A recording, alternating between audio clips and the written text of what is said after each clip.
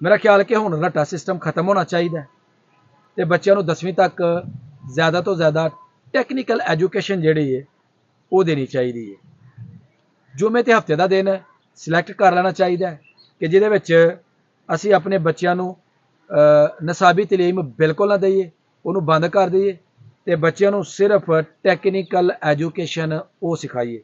उस तो बाद जी बिजली का काम, इलैक्ट्रीशियन का काम बच्चों को सिखाया जाए कि ओपन ग्राउंड वायर किस तरह की जाती है, अंडरग्राउंड वायर किस तरीके की जाती है और मोटर को वाइंड किस तरीके किया जाता है।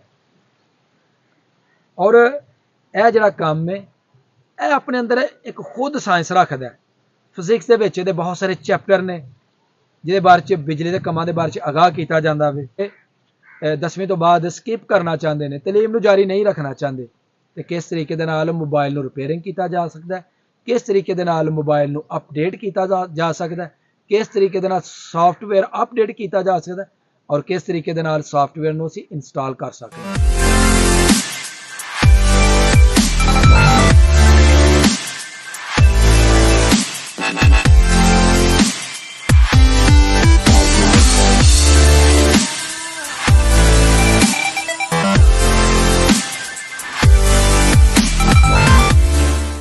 अस्सलामुअलैकुम, welcome to my new blog. मैं तुहाडा दोस्त सुल्तान शेख पंजाब के खूबसूरत संती शहर सियालकोट तो, और तुसीं वेखण दे हो मेरा यूट्यूब चैनल अपना पंजाबी ब्लॉग। अज की वीडियो बड़ी अहम होने वाली है, वीडियो को स्किप नहीं करना।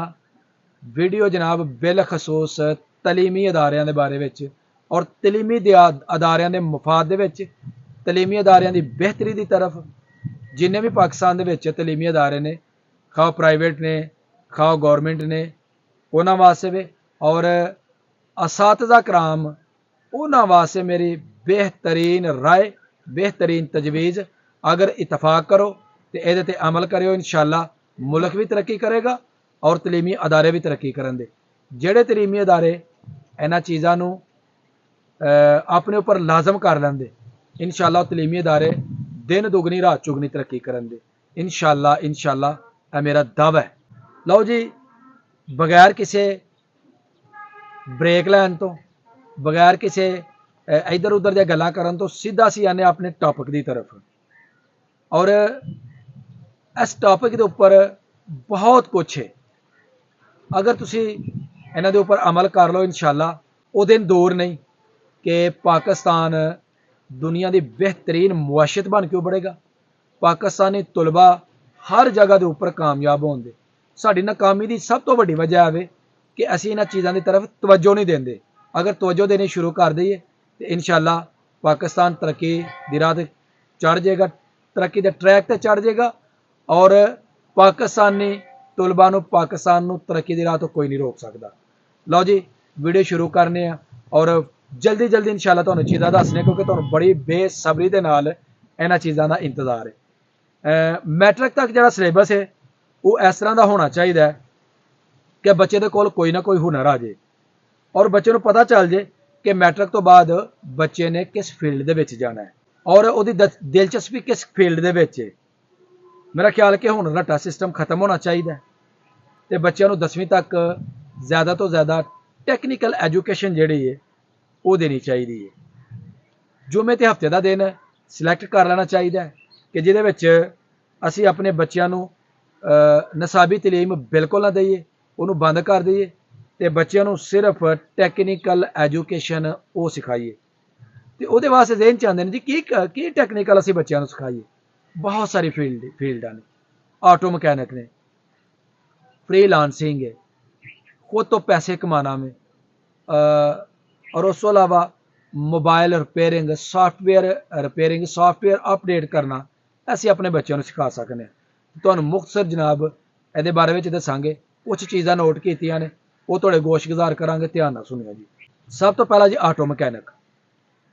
खसूसी तौर पर बच्चों को मोटरसाइकिल के बारे में तरबीयत दी जाए, मोटरसाइकिल के इंजन के जोड़े पुर्जा जात ने उन्होंने बारे में आगाह किया जाए कि पुर्जे को किस तरह असीं तब्दील कर सकते हैं।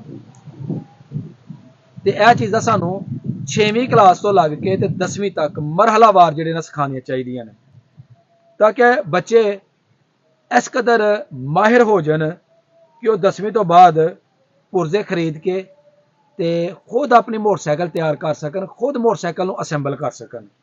उस तो बाद जी बिजली का काम, इलैक्ट्रीशियन का काम बच्चों को सिखाया जाए कि ओपन ग्राउंड वायर किस तरह की जाती है, अंडरग्राउंड वायर किस तरीके की जाती है और मोटर को वाइंड किस तरीके किया जाता है। और यह जोड़ा काम है यह अपने अंदर एक खुद साइंस रखता है। फिजिक्स के विच बहुत सारे चैप्टर ने जिहदे बारे च बिजली के कामों के बारे च आगाह किया जाता है और बच्चों को प्रैक्टिकली यह चीज़ां सिखाई जान। उस तो बाद बच्चों को मोबाइल रिपेयरिंग सॉफ्टवेयर अपडेट करना वो सिखाओ। बच्चों को मोबाइल रिपेयरिंग के बारे में तरबियत दी जाए, किसी माहिर की खिदमात हासिल की जान ताकि बच्चे बेहतरीन आने वाले वक्त अगर बच्चे 10वीं तो बाद स्किप करना चाहते हैं, तलीम जारी नहीं रखना चाहते, तो किस तरीके मोबाइल रिपेयरिंग किया जा सकता है, किस तरीके मोबाइल अपडेट किया जा सकता है, किस तरीके सॉफ्टवेयर अपडेट किया जा सकता है और किस तरीके सॉफ्टवेयर को असीं इंस्टॉल कर सकते हैं। यह चीज़ां बच्चों को सिखाई जान। उस बाद जी अपने आप तो पैसे जनरेट करना, असीं किस तरीके पैसे जिहड़े ने वो बना सकते हैं। गर्मियों की छुट्टियों के बच्चों को टास्क दिता जाए कि 5-5 बच्चे जिहड़े ने पैसे इकट्ठे करन। पैसे इकट्ठे करन तो बाद वो बच्चे कोई चीज़ खरीदन, उस चीज़ को फरोख्त किस तरीके करना है वो बच्चों को सिखाया जाए कि तुसीं किस तरीके दे नाल अपने गाहक जिहड़े ने वो बनाने ने।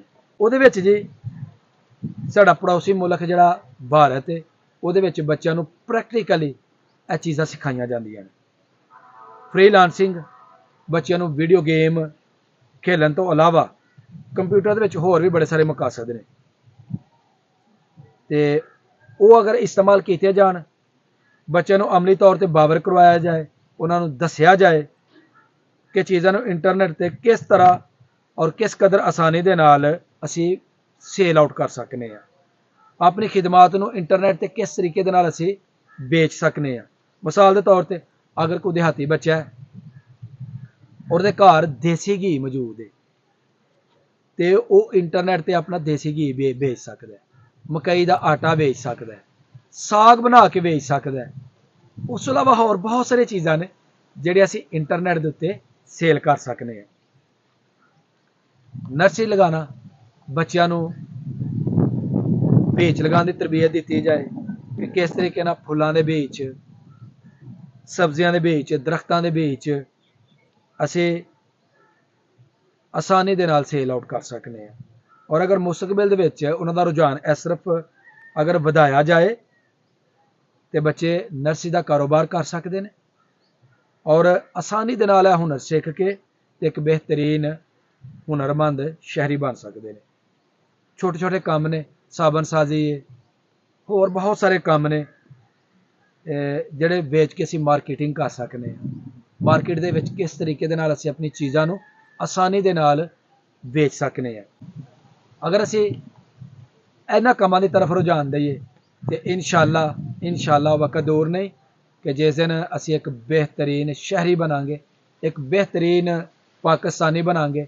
अगर स्कूलों वाले चाहते हैं कि साड़ा स्कूल तरक्की करे, साड़ा मुल्क तरक्की करे, साडे तालिब इलम तरक्की करन ते उन्होंने इस तरफ तवज्जो देनी पेगी, इस तरफ अपने आप को मोड़ना पेगा ताकि मुल्क तरक्की करे, साडे बच्चे तरक्की करन, मुल्क तरक्की की राह ते गामजन हो जाए।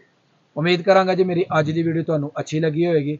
अगर वीडियो लगे अच्छी, वीडियो को लाइक करना है, कमेंट बॉक्स के अपनी हाज़री लगानी है और जो दोस्त चैनल पर नए ने वो जल्दी जल्दी चैनल को सबसक्राइब कर लो ताकि आने वाली वीडियो तुहाडे तक बर वक्त पहुँचती रहे। मैनू दवो इजाज़त, हमेशा खुश रहो, आबाद रहो। अल्लाह हाफिज़।